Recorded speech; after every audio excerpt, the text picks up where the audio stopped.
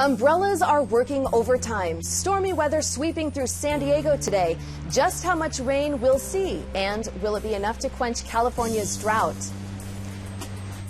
And as presidential hopefuls pivot their campaigns to the next big delegate contest in New York, new signs tonight that the Republican frontrunner is gaining traction in the Golden State.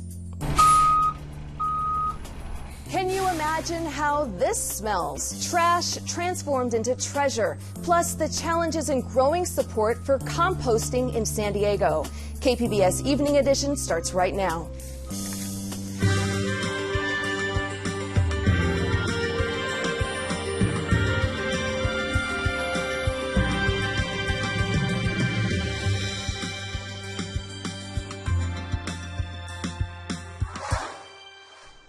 Good evening. Thanks for joining us. I'm Susan Murphy. A tentative salary agreement placed on a 5-day strike on hold at all Cal State campuses, including San Diego State and Cal State San Marcos. Thousands of faculty members would have walked off the job starting next Wednesday. The strike was postponed pending approval of the agreement by union members. The CSU system and California Faculty Association have been in contract disputes since last fall. Union leaders were calling for a 5% salary increase. CSU has been countering with a 2% hike, claiming there was no more money available for salaries. The faculty union will vote first, then the CSU board will have a chance to ratify the agreement during its May meeting. Cal State and union leaders will announce details of the contract tomorrow morning. April showers are expected to soak San Diego over the next 5 days. The lunchtime crowd needed umbrellas in downtown San Diego today. Rain, thunderstorms, and cooler temperatures could pack a punch through at least Monday. Another look at the rain from Harbor Island today. The region's rain totals have fallen 2.5 inches below average for this time of year. That's despite the strong El Nino that was predicted to drench the region with above average precipitation. National Weather Service meteorologist Ivory Smalls says the drought is far from over. We would like to see storms come in here and produce upwards of, about 4 to 6 inches of rain per storm as they move through Southern California. So until we can see that kind of activity show up, it's just rain. We're continuing to track this storm system on the ground and on radar. Steph Davis has much more on how much we can expect in tonight's KPBS weather report.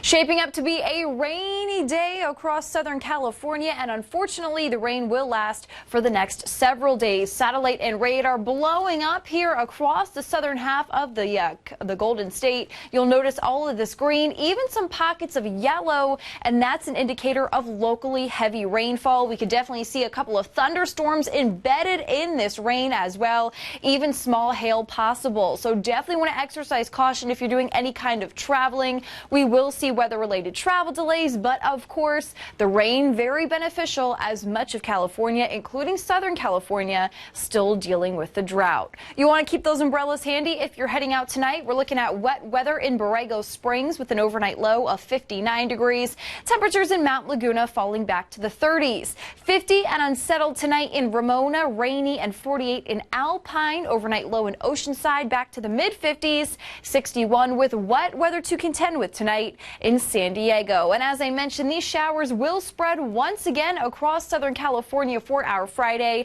So we're looking at a fairly soggy weather pattern, in fact, over the next several days. Here's a look at your 5-day outlook for the coast. A shower or two Friday with a high of 69. Rain and thunderstorms firing up for your Saturday as daytime highs remain in the upper 60s. Still passing showers wrapping up the weekend Sunday. More rain on Monday, and then we'll finally dry things out as we look ahead to Tuesday along the coast. Here's a look at your 5-day outlook inland. A shower or two for your Friday. Daytime high 70 degrees. Clouds and showers rolling through for the weekend as well. Saturday and Sunday, you'll definitely want to keep those umbrellas handy.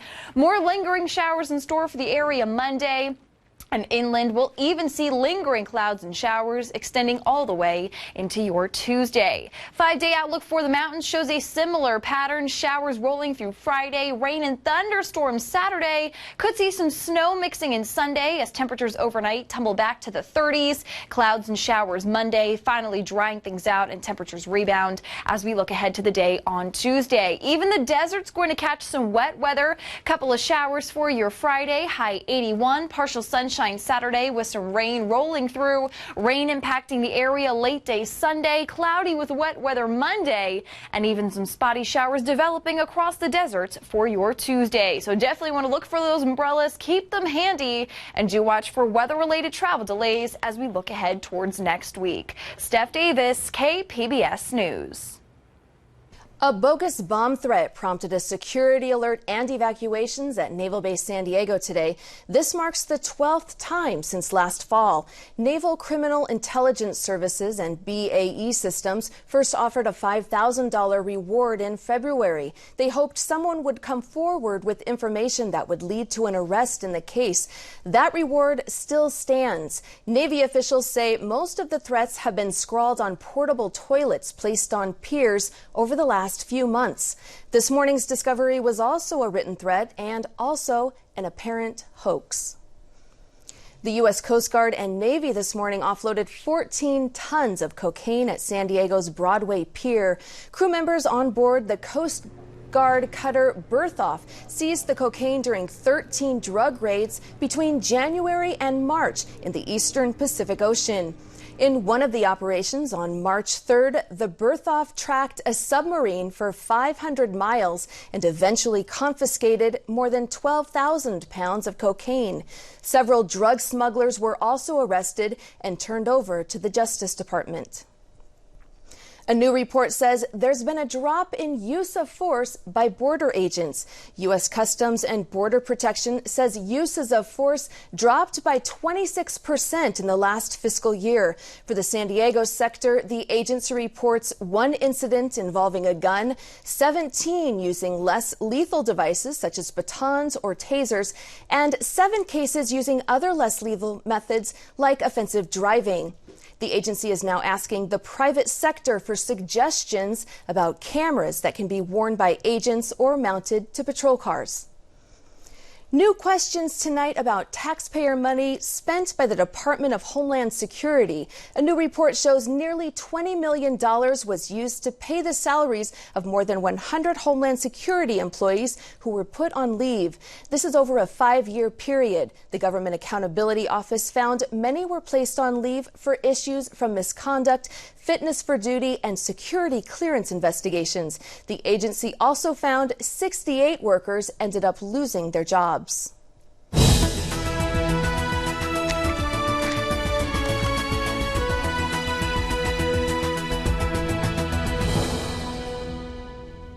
Donald Trump leads the California presidential race in a new Field poll out this morning. The survey shows him with 39% of likely GOP primary voters in California. Ted Cruz trails with 32%, followed by John Kasich with 18%. The remaining 11% are undecided. California's primary election is June 7th. 2 months from today. The Field poll will release its Democratic results tomorrow. The Uber will pay at least $10 million to settle California allegations that it misled passengers over the quality of its driver background checks. District attorneys in San Francisco and Los Angeles sued in 2014. They say the ride-sharing company falsely claimed its criminal screening of would-be drivers that led the industry. Uber says it has already made many changes prosecutors sought. Under another settlement, the San Francisco company stopped claiming its background checks were the best available. San Diego's housing market is on the rise following several lackluster months. According to the San Diego Association of Realtors, nearly 2,000 single-family homes changed hands last month. That's up 33% over the month before. The total, however, is 7% fewer than March of last year. The median price of a house in San Diego stands at $551,000. San Diego has long been a popular place for Mexican immigrants wanting to make their home, but real estate experts from both sides of the border say Tijuana will soon have a large community of expats from San Diego. They were speaking today at a conference called The Future of U.S.-Mexico Real Estate in downtown San Diego. Each day I see more and more people from San Diego turning to Tijuana, which before I think they looked at us as not a nice part being Mexico. Leal's company is working on a new condominium project in Tijuana. He says it's luring Americans with its relatively low unit prices and the cheaper overall cost of living in Mexico. How does your garden grow? People from around the country have been in San Diego learning about the latest tips and technology in large-scale composting. KPBS Metro reporter Andrew Bowen takes a look at San Diego's own composting program and the challenges to helping it grow. Yeah, I've been composting, I think, since like 2007 or so. Matt Spidell has been composting in his backyard in Point Loma for almost 10 years. He's here with his sister-in-law, Pauline Martinson. Produce compost that we can use. She also happens to run I Love a Clean San Diego, a nonprofit that advocates composting. And it's a pretty simple system. You just take your food scraps from the kitchen, put them in your bin, throw them on top. Spidell says it takes about 6 months for the compost to turn into soil, which he uses for a small vegetable garden. So yeah, it's a win-win because it diverts material from the landfill, and then you get to use it to improve the soil that you grow things in. And I've used it just for plants, and I've used it also for the garden. Spidell has enough space to compost at home, but for the thousands of San Diegans who live in apartments or condos, there's little choice but to throw your banana peels and apple cores in the trash. Organics in landfills are really contributing to that greenhouse gas emission. Pauline Martinson says organic waste in landfills produces methane, and methane has more than 25 times the impact on climate change than carbon dioxide. By composting and also not putting organics in the landfill, we're helping reduce our greenhouse gas emissions. This fits in with two of San Diego's most ambitious environmental goals, the Climate Action Plan to cut greenhouse gas emissions in half by 2035 and to produce zero waste by 2040.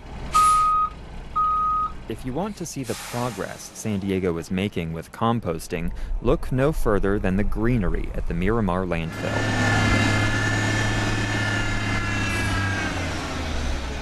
Thank you so much. Ana Carvalho is the city's composting specialist. She explains how the process works. And as soon as they dump, we cover immediately with more green waste. That's to control odor, avoid the birds, and start mixing the product, the green waste, with the food waste to start the compost. The food waste here is commercial. It comes from grocery stores, a few restaurants, and the military. As of last week, state law requires cities to divert organic material from landfills. San Diego's been doing that for years, but organics still make up the largest portion of landfill material, 39%. There's a lot of it to do, yeah. So we compost about 10,000 tons of commercial food waste. We have about 80,000 tons of commercial food waste being disposed in San Diego. There is a need for more infrastructure to process food waste, and that's something that the city is researching, potential opportunities, and encouraging private sector also to step up and come up with the solutions for that. The list of challenges is long. The city has 21 different waste haulers, and it's hard to pressure all of them to start picking up kitchen waste at people's homes. And there's the issue of cost. San Diego is one of the only cities in America to offer free garbage collection for single-family homes. Despite calls by some for San Diego to start charging for waste collection, the city's politicians have been unwilling to go there. So for now, it's up to people like Matt Spidell to find their own ways to compost. Yeah, it doesn't even smell. Go for it. Doesn't even smell, Pauline, I promise. Should smell like a forest. It smells fine. Smells fine. Andrew Bowen, KPBS News. It's supposed to smell like a forest. Video journalist Katie Shulov helped produce that story. The USS Russell is scheduled to return to San Diego on Sunday. The guided missile destroyer has been on a 7-month deployment. The ship and its crew of 300 were in the Persian Gulf, supporting strikes against the Islamic State and conducting security operations. The 20-year-old destroyer was based at Pearl Harbor until 2013, when it transferred to San Diego and went through a major overhaul. It was another tough one for Padres fans last night, with the team ending their 3-game series against the Dodgers without a single run. It was also a historic night. No team in baseball history has ever gone 27 innings without scoring. The 1943 St. Louis Cardinals came close with 26, but they went on to the World Series that year. Does that mean there's playoff hopes for the Padres? Lee Hacksaw Hamilton says he expects the team to finish in last place. The Padres have had 12 losing seasons in the last 17 years. Padres have only been to 2 World Series in the 48-year history of the franchise. They got a lot of work to do. 2 years from now, they might be pretty competitive. They've got some really good young players coming in the farm system by virtue of all the deals they made. But those guys are not ready-made to come play at Petco Park. The San Diego fans we spoke to are looking on the bright side. Hits have been few and far between, so when the Padres come up, it's generally time for me to go get a beer. Right. At least we know, or we hope, that we're at the low point of the season right now. Padres are on the road and are scheduled to play Colorado on Friday. Covered California members expressed support today for a proposal to allow immigrants in the state illegally to access health insurance. By pursuing a federal waiver, California would be the first state to remove this particular barrier to health coverage. Subsidies would not apply. We're sharing with the legislature, the administration, the broad stakeholder community. And now, in many ways, I'd say the ball is in their court. The state needs to pass legislation that would then come back to us to flesh out the details, and we serve and stand ready to do just that. Currently, the Affordable Care Act bans people in the country illegally from purchasing health insurance, but states can apply for waivers for portions of the law. No word on when the proposal will go to the legislature.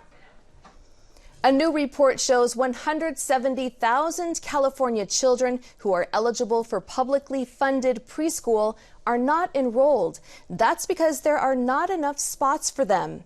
Many of these students are from low-income families. The greatest need for preschool support is found in several cities, including San Diego and Los Angeles. State lawmakers are now considering a bill taking aim at the issue. Preschool is so important. I've seen it firsthand with my son, who's 4 years old, because in preschool you see children developing academic skills, early academic skills, so early literacy skills, early math, language development. And you also see really important social skills, so navigating conflict and problem solving and managing emotions. The proposed bill calls for a roadmap to help these students with a year of high-quality preschool. The challenge is trying to find the funding. The communities of District 8 and certainly the community of San Isidro has been waiting for many years for improvements like this one. San Diego City Councilman David Alvarez called on the mayor and other council members to get going on funding, planning, and building a park in San Isidro.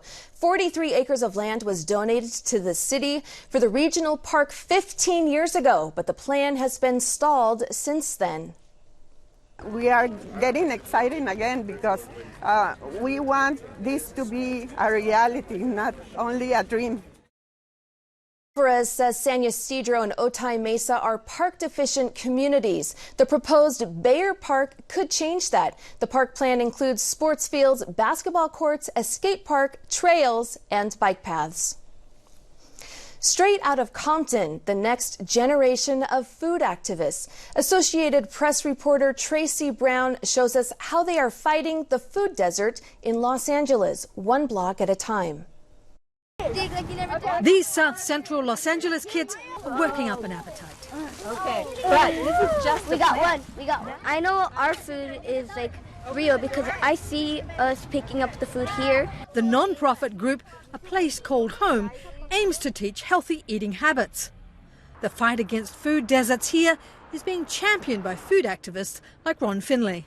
I want people to be in touch with the soil because that's where the change comes from. If a kid grows kale, the kid eats kale. If they grow tomatoes, they eat tomatoes because now they have skin in the game. Also known as the gangster gardener, Finley was instrumental in convincing the LA City Council to allow some of the city's open spaces to be turned into gardens, including along street curbs. Finley says his drive to change was sparked by the long treks he needed to make to find fresh produce. The U.S. Department of Agriculture describes food deserts as places where at least a third of the population lives more than a mile away from the nearest grocery store. This lack of fresh food hurting the health of some of LA's poorest residents. It makes perfect sense that you would see a fairly strong correlation between the proportion of dialysis centers in an area and how little access residents have in that area to fresh fruits and vegetables. What the area does have is an overabundance of fast food chains selling cheap meat and dairy-based foods that are high in fat, salt and sugar. This is the culprit. This is what leads to people needing dialysis. This is the only thing that's offered. You see that it says it's a market, a grocery store, but it's basically, it looks like a glorified liquor store. You know, I mean, these kind of foods are what leads to childhood obesity. The plan to combat poor diets starts by having children grow their own food. Back on the street side lot, it's harvest time. Yeah! It's more strong. It's strong. From curbside gardens, these children are taking their own grown food all the way into the kitchen. Volunteers helping them to turn the raw produce into tasty, healthy dishes, one meal at a time. Tracy Brown, Associated Press. I'm Judy Woodruff on the next News Hour. Anita Hill, her sexual harassment charges against then Supreme Court nominee Clarence Thomas are the focus of a new movie. That's Thursday on the PBS News Hour. He can build anything out of paper clips. An LA artist's talent to tinker has led to high-profile projects with the band OK Go and late-night host Stephen Colbert. Marketplace takes us behind the scenes of his studio. I'm Brett Dorr, and I'm a contraptionist.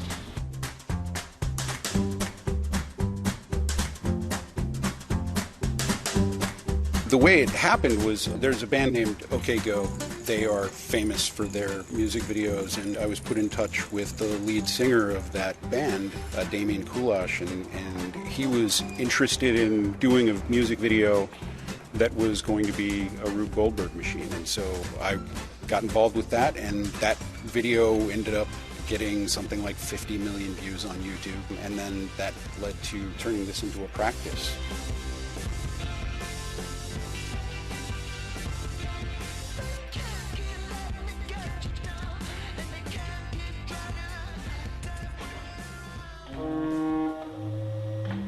I did a piece a couple of years ago for Stephen Colbert. One of the stagehands had said to me when I was building it and installing it, said, this is like a mandala. It's like those Buddhist sand paintings that you spend so much, they spend so much time making these sand paintings. After they're done, they just brush them away, and it's the nature of it is that it's impermanent. When this post rotates around, it actually lifts this lever and lifts the sledgehammer, and then when it continues, it just sort of drops it. All these arrows are going in this direction, so that I remember which direction to give it an assist, because if it goes in the wrong direction, it'll basically destroy itself.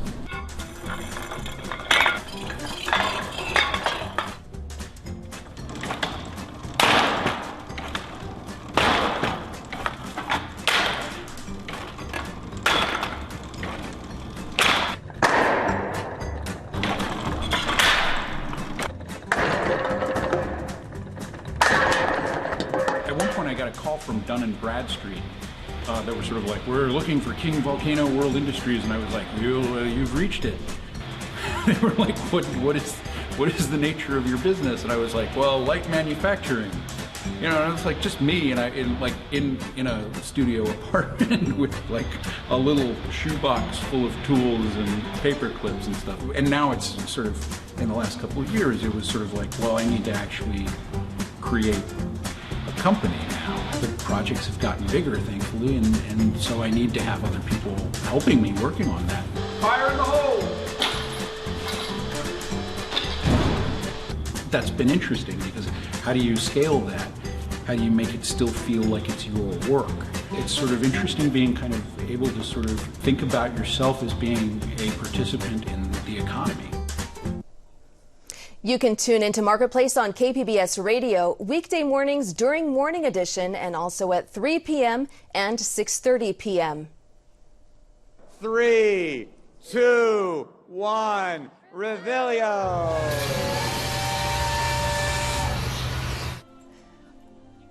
Hordes of anxious muggles lined up at Universal Studios early this morning for the grand opening of Wizarding World of Harry Potter. The attraction includes a meticulous recreation of Hogwarts School, including Professor Dumbledore's office and the shops of Hogsmeade Village. There are also 2 rides on site.